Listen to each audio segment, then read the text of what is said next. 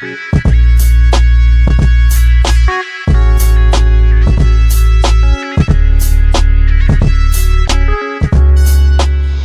what my man used to say in Fantasy Island, smiles, everyone, smiles. You got your man, the DJ A-Ski, in the place to be, aka the life of the party, with another episode of Rotary Slang Podcast. I am your host, your commander in chief, the captain, the general, CEO, all that good stuff. I'm happy that you're here, happy that you made it. Hopefully, I trust that you're well and in good health and in good spirits. You're home with me, you dig? And it's good to be here. I'm happy that you're here. So much is happening right now in terms of, we're losing a lot of our icons and legends. And it's one of those things where we are at a point where, in terms of our age group, 35 and up, I'll even say 30, 30 and up even. In all fairness, I would say, no, you know what? I would say 40. Because before, when you're in your 20s and your 30s, it's kind of like you're sorting things out, so to speak. You're barely tapping the surface at 25, and it doesn't hit you until you hit, perhaps I would say 35 or around that ballpark. But when you hit your 40s, that's when you become official tissue. You've been through things, you've seen things, you've had different experiences that the average person hasn't in terms of travel, life experience,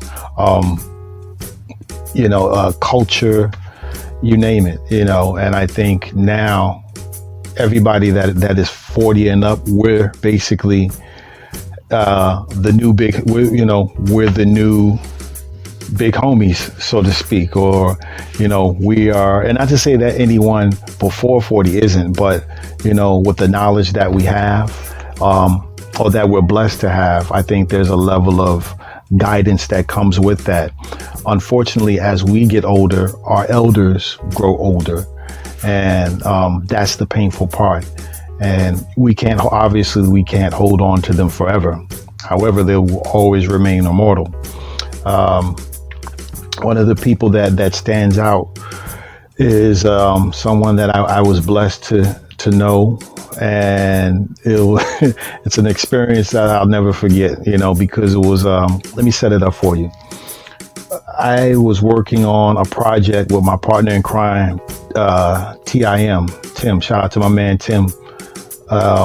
We have a group called production outfit called 4-Track Minds, and we were working on a project basically finishing up our own projects and remixes and so forth. And I had got a call, and this was like around about, I want to say, that was 2005 or 2004 that I received the call from my homeboy Cactus. Shout out to Cactus. He did, good people. He reached out to me because, he knew what we were doing. He says, hey man, I got a client that I'm working with, and I think, he would appreciate what you guys are doing. So I said, okay, shoot it to me or whatever. And, he brought the concept over to us. He ran it over, with me over the phone, and I presented it to Tim. I told him, I said, hey man, we got a real one on our hands. And it was crazy because when you have artists of a certain caliber or individuals of a certain caliber, there's a huge amount of pressure that comes with that, because you have to follow up whatever they did before you met them. So there's a level of pressure, there's a high level of pressure that comes with certain artists and certain individuals, so where you have to hone in and really, I have a few stories like that. I'll get into those God willing later in other future podcasts. But really with this particular artist, it was special because of what he had done and just his accomplishments. And I had to really meditate on it in terms of the approach. And he sent the project over to us to work on, and it was a remix project of one of his compositions. So the pressure's really on now, because we got to follow up, what he already laid in terms of the foundation and so forth. And basically, we sat and listened to. I was familiar with the song already, so me and Tim, we went over the track. We always had a system of bouncing ideas back and forth, me and Tim. And he would always he would do something, he'd run it by me, vice versa. And a lot of times we'd meet up and just start from scratch, whatever we were working on at the time. And but this one, we really had to sit with it for a while. Anyhow, we got the project done. We shot it back, and he liked, this gentleman liked the project, and we were just ecstatic about it. Like, wow, this is an icon. Like, like he's digging what we're doing. So. Nevertheless, I ended up going to New York in my second trip. I want to say 2000, maybe a few years later, I would say like 2010 and so forth. I had started on my first project, which was Change the Mood. My solo project, Change the Mood, which you can find on Bandcamp. You can, courtesy of DJ A-Ski or Unique 74. I want to say it's my page is Unique 74, if I'm not mistaken, but you can find it. It's called Change the Mood. And we're going to get that up on iTunes and other digital outlets as well. But in the meantime, you can find it on my Bandcamp. And anyhow, with that, I was basically working on pushing and promoting the second, my first album, which was Change the Mood. So I was very excited about that. And New York is a very funny place. I got to go into my New York bag now. So I'm coming, the first trip, it was interesting. And I had to share that for another day. But the second trip was very interesting. I got, I think, I got stuck in Harlem, right? So at the time, I was boycotting cell phones because my plan was like up to 200 every month. It was just crazy, At the time, I didn't know about locked-in prices or prepaid prices and so forth. So anyhow, I'm down there, or I'm up there. So I give, Cactus a call. I say, before we go there, this one is funny because I have to tell this story because I got stranded. First of all, I got stranded in, what street was that? Oh, I was on Canal Street. That's it. I was on Canal Street. So when I travel, I tend to travel light. At the time, oh no, you know what? I gotta do it right. I gotta set it up right. I got off. I got off at JFK, and the cab took me to A1 Records. And anybody that's been to A1, you already know what it is. So, because I had been there the first time, previously, a few years back, and I was just completely just impressed, So anyhow, I get there, and I'm ecstatic. I'm hearing the music playing in the background and so forth, and just I'm seeing a lot of gems that I hardly ever see back here in LA. And it was so funny. When I got back to LA, it was like I would never ever go into a LA record store again. That's how much heat they had. And it was, it was just plentiful. Anyhow, I remember one of the biggest regrets that I had that day. And, it's one of those things where the prices always change. You never know what the market, the going price is at the time. But, I'm a pretty frugal dude. So I remember I saw the 45 to I'm gonna pronounce it right. Los Conquistadores Chocolates. That's it. I saw the 45 to that with Shifting Gears on the B side, or vice versa, Johnny Hammond. And I was like, I saw the price and I was like, man, I could get this for 10, but I think they had it for like 25 or some crazy, it what's funny is looking back in retrospect, that was actually a cheap price, because I that's one of those 45s that I rarely ever see. Nevertheless, I ended up passing up on it. I got a whole bunch of other stuff. I'm very regretful in passing that 45 up. Anyhow, I get to I leave A1, like two bag full of records, including my luggage. So I'm basically, somehow I ended up, because everybody knows A1 is on Delancey Street, so somehow I ended up on Canal Street. And as a result, I had I think I took a gypsy cab. In fact, I'm thinking, I took a gypsy cab because I was trying to get to Harlem, because I remember at that time I was boycotting cell phones. Going back to the cell phone thing, I was boycotting cell phones because of their prices, and their plans were just ridiculous at that time. This is before they really started having the locked in prices, or it was just beginning in terms of the flat rate prices. But anyhow, I get to Delancey Street, and somehow someone says, go to Harlem, because last time I was there, I was in New York. I felt guilty of not going to Harlem. Like I spent so much time in Brooklyn, and Brooklyn is just a whole, it really is a planet. You really have to have it's so much happening, so it's like you can't really focus your attention on one thing. And, for me, being that it was my first time, it was so much coming at me in different directions. And when they say New York is this city that never sleeps, it's really true, and, nevertheless, during my first visit, I felt guilty not going to Harlem, in terms of just its history, the Black Renaissance and so forth. So I made a promise to myself. I said, when I go back the second time, I've got to go to Harlem. So anyhow, I get stuck in Harlem because my goal at the time, I said, I have to see the Apollo, and I ended up seeing the Apollo. I have all these records and, luggage and so forth. But anyhow, fast forward, I'm in Harlem, and I call my buddy Cactus. I say, yo, man, I'm over here, man. He's like, anybody that knows him, he's like, yo, where you at, man? Wait, what you doing again? Like, anybody that knows him, shout out to my man. But anyhow, I get over there, and so he was like, I forgot where he said, he had me meet him. He was in Sunset Park at the time.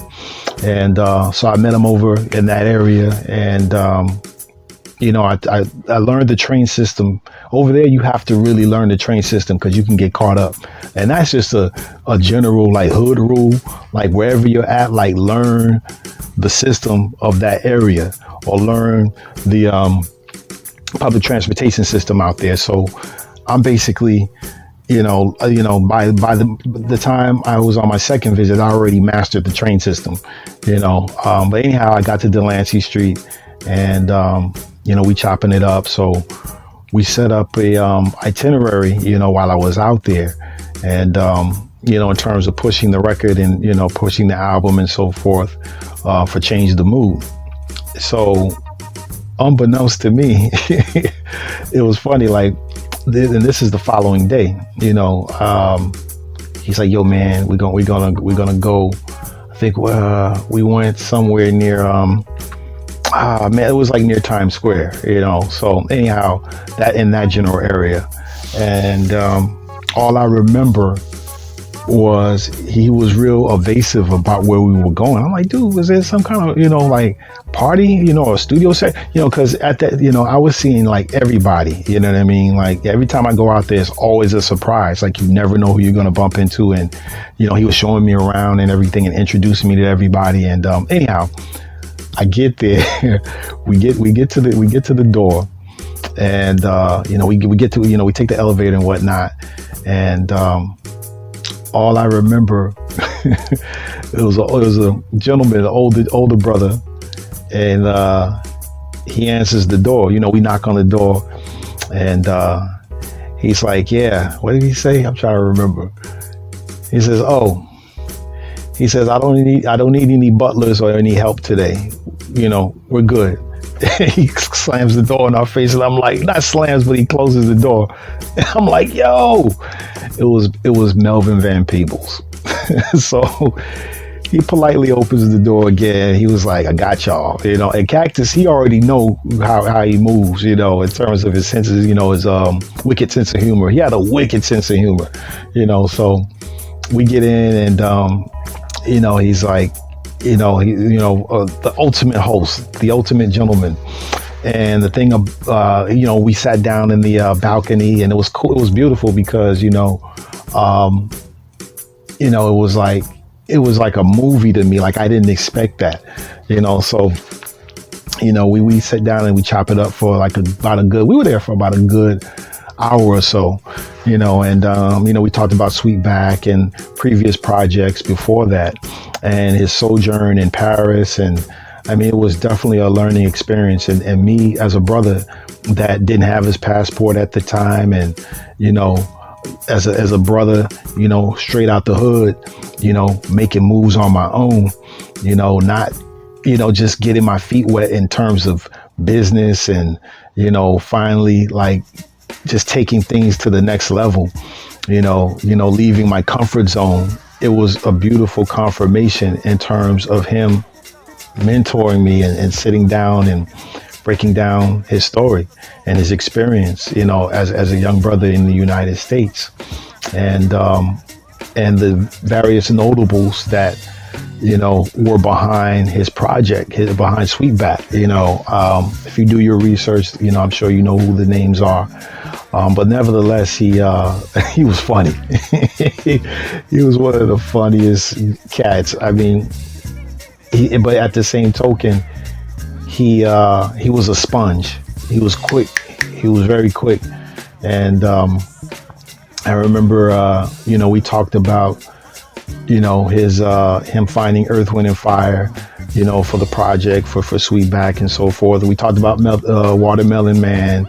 It was just like, wow. I'm still, overwhelmed by that meeting. And, shout out to Cactus. Like, I'm very grateful for you for, making that happen, man. If you're watching this, that was definitely a special meeting. And we talked about the remix project that we did. It was for Good Morning Sunshine. I think we did a remix for that, because I think at the time he was working on a remix project, for a lot of his standards and so forth. So it was an honor to even get a call in that regards. And, he approved, he told us personally that, that he approved it. He was like, nah, I really like what you guys did with that, Looking back, I'm like, we could have done way better, but nevertheless, I'm a hard critic on myself, and nevertheless, though, he just shared a bunch of just gems, and we went over, the artwork. He showed me a lot of the flyers, and you'll see pictures floating around with me and him. You know what I mean? Like in fact, I think I posted one where we're going through his flyers and his paperwork and so forth. So that was just iconic in itself. He definitely was a Renaissance man to the 10th power. There's no question about it.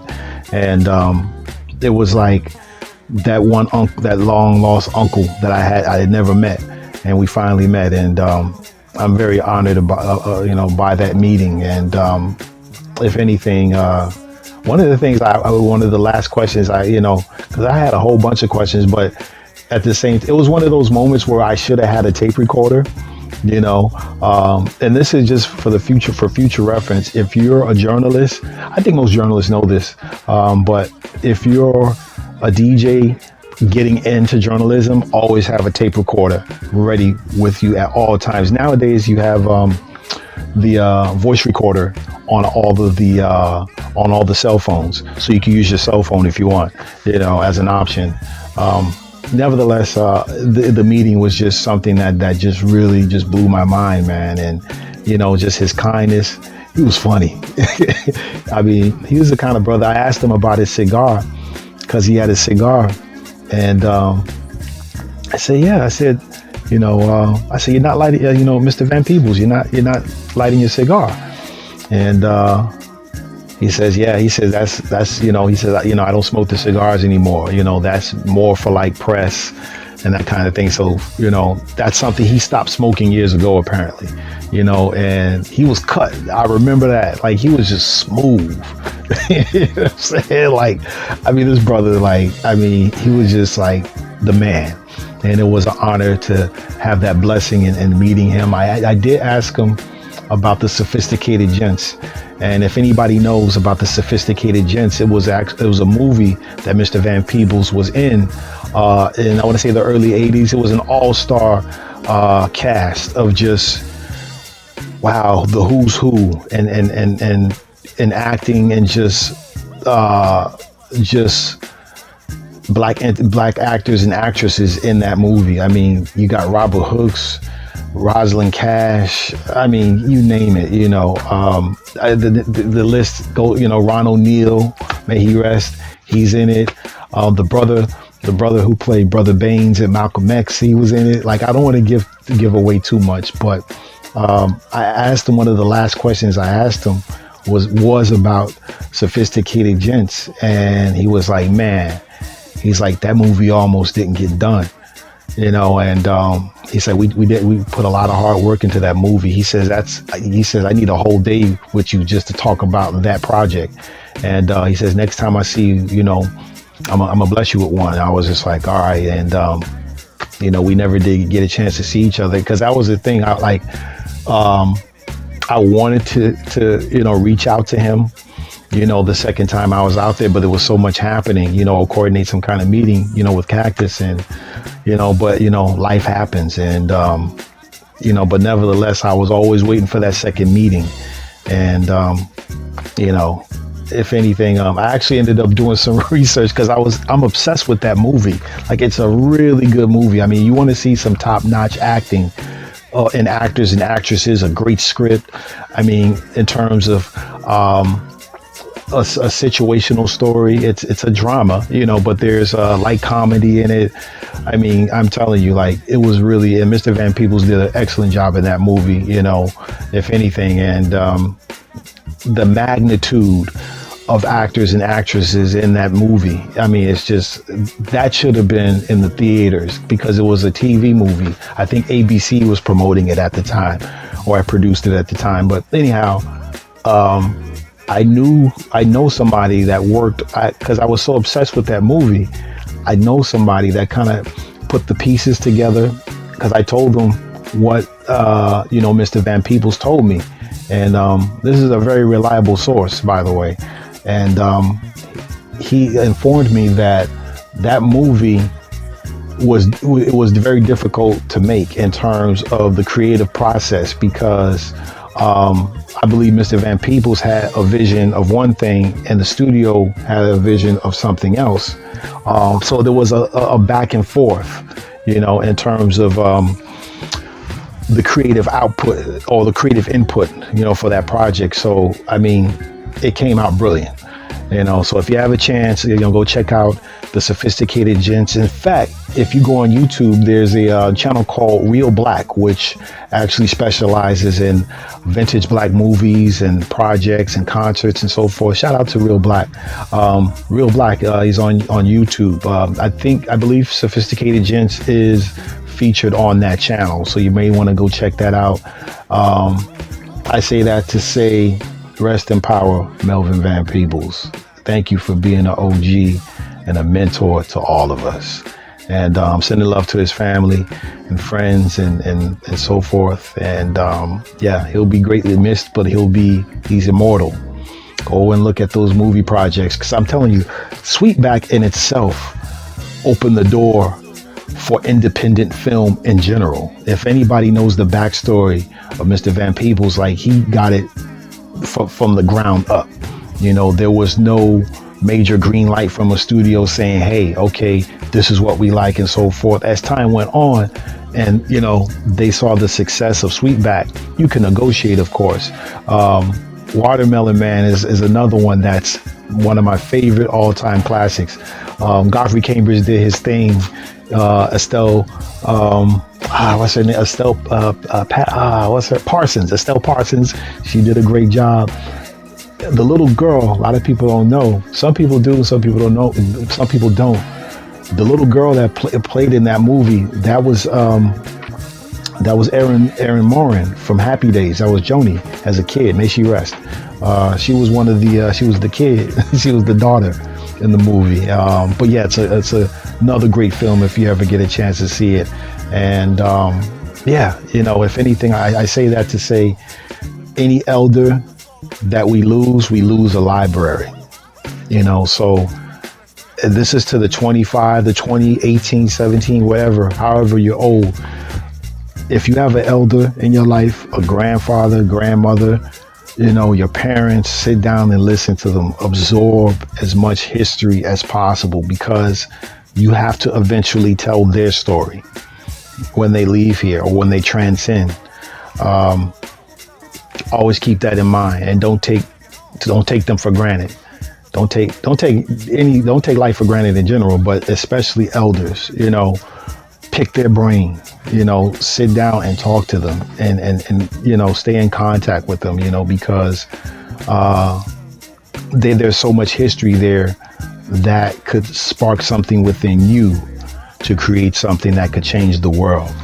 You know, and yeah, that's where it's at. And rest peacefully, Mr. Van Peebles. Sending love to the family, his family and friends. I wanted to also share we're gonna go digging a little bit. Check this out. I have to give honorable mention to the man himself, Mr. Lonnie Smith.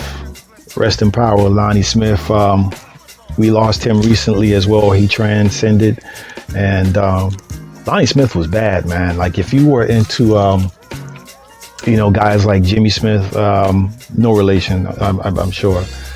Jimmy Smith, Jack McDuff, Jimmy McGriffin, you know, the organ masters. You know, he's definitely up there in that league. And I'm sorry I don't have all my Blue Note stuff. I got so much stuff that's still boxed up.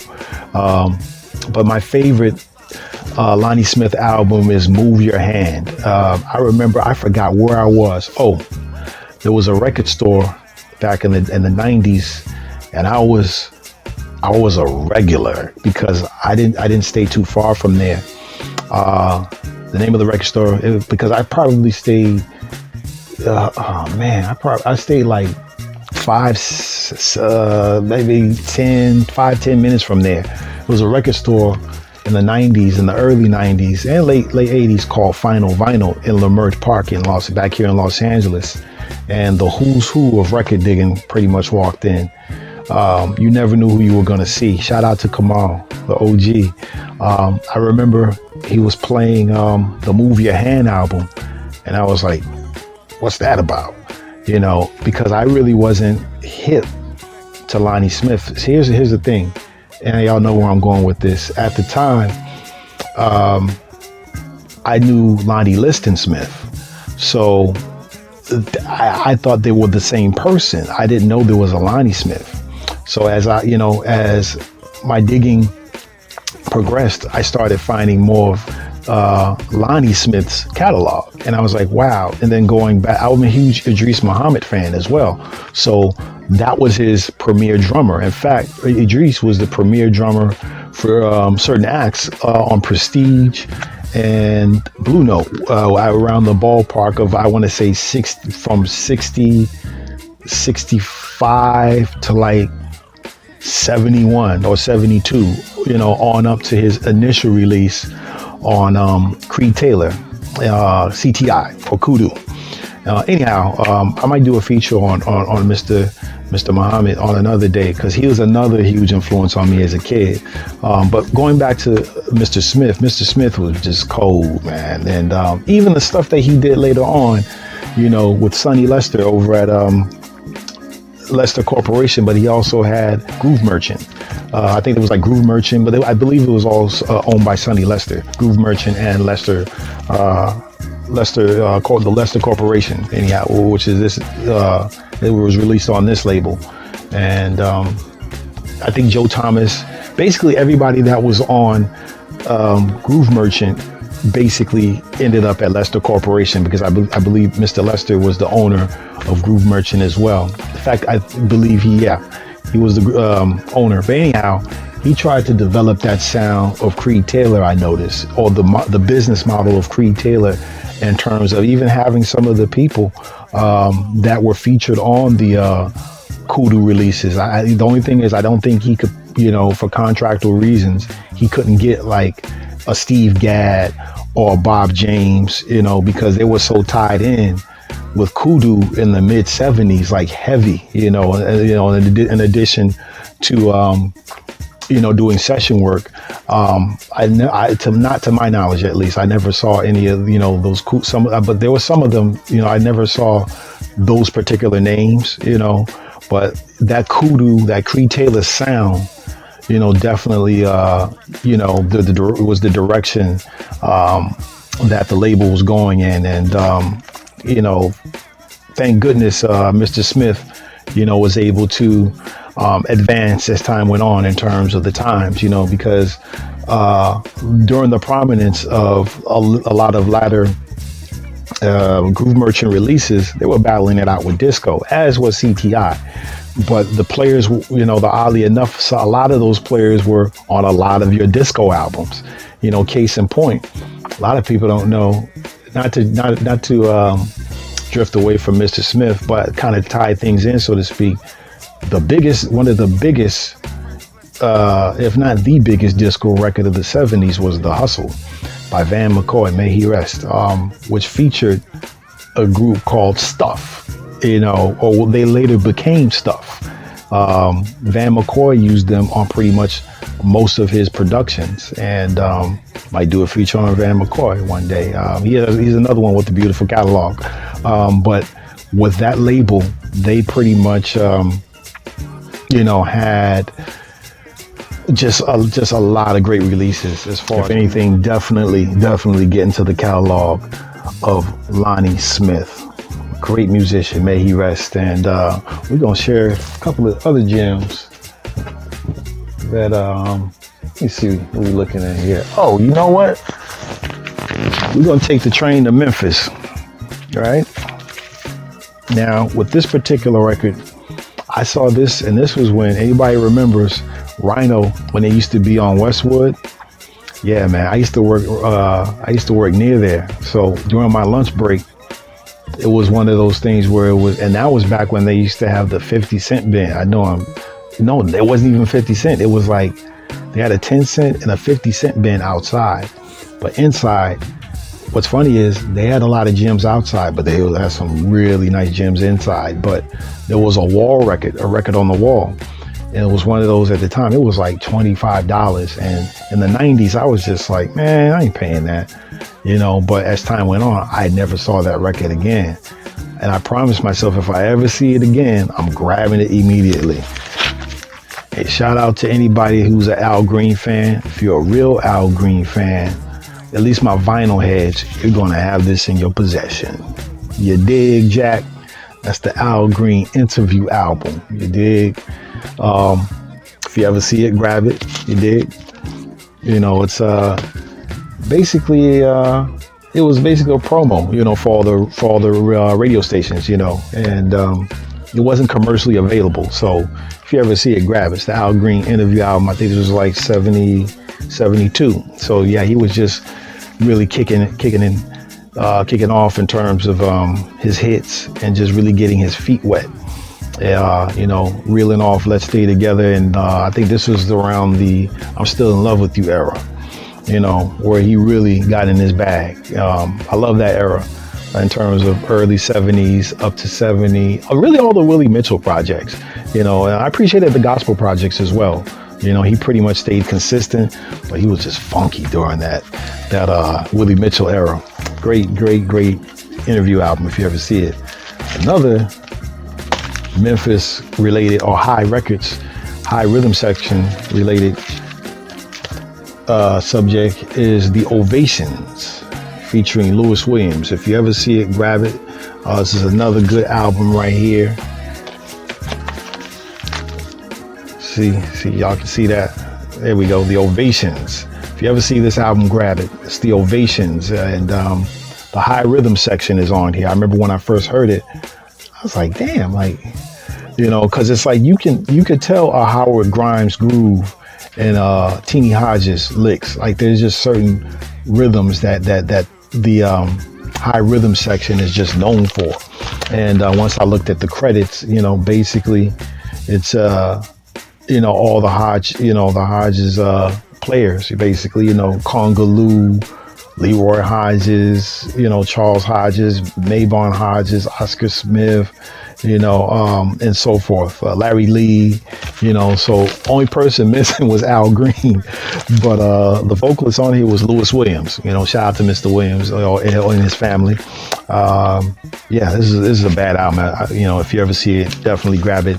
It's been beautiful. Stay tuned for the next episode. Have a great week or weekend and a great day. We're going to be talking. Oh, by the way, check out my album Introspection, produced, mixed by yours truly on the Unique 74 imprint. You can actually download it on iTunes, Amazon. It's on Spotify, but you can also go to my Bandcamp page and download the album. They also have 2 videos off the album you may want to check out. You also go to my website, unique74mag.com. I'm on Instagram, Unique74Beats, and I'm on Twitter as well, Mr. Unique74. Have a beautiful one. We're going to be talking to you soon. Take care of yourselves and each other. One love.